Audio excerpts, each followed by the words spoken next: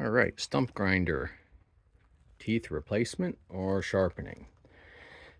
When I got this, they actually had another set of blades for me here. So I just put them on.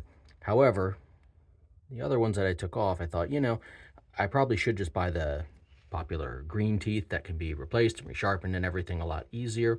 But I thought, well, why throw them away? So found out that we can actually sharpen these here.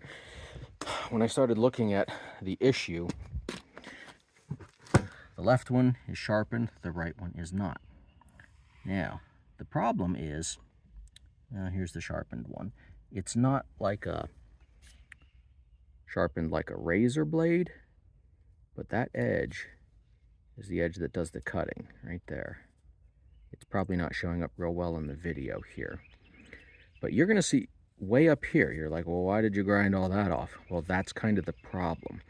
These teeth don't come off. You can see they're some kind of welded on there.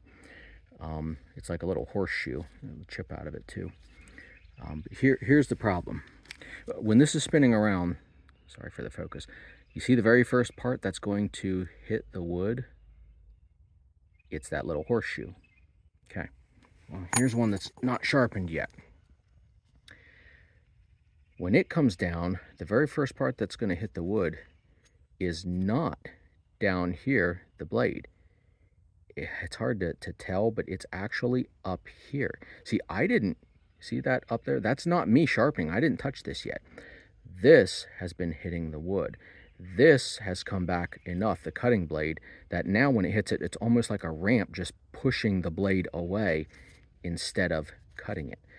Now on the back side, you really can't tell because of the lighting and the focus here. But so what you need to do is to grind away enough of this material up top so that the little cutting horseshoe hits first. And the edge of the blade here is angled the wrong way. So it's almost like it's angled this way when it needs to be angled this way, if that makes sense. So really, this one here is one that I actually worked on too.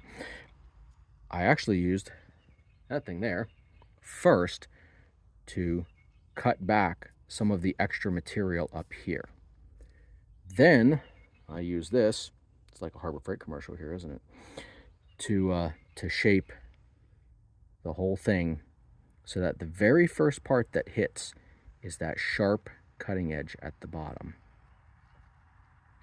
So I mean, it just takes you a few minutes for each, and I think this it's a 12-inch wheel. I think it has 9 blades on it. So really, see, there's how it should look, where the very first edge that hits is going to be sticking out at the very bottom there. It's a nice new sharp one. And the dull one, the very first part that ends up hitting, see, it's almost like bent in at the bottom. The very first part that's hitting, I don't have enough hands to hold all this. I don't have my tripod out here.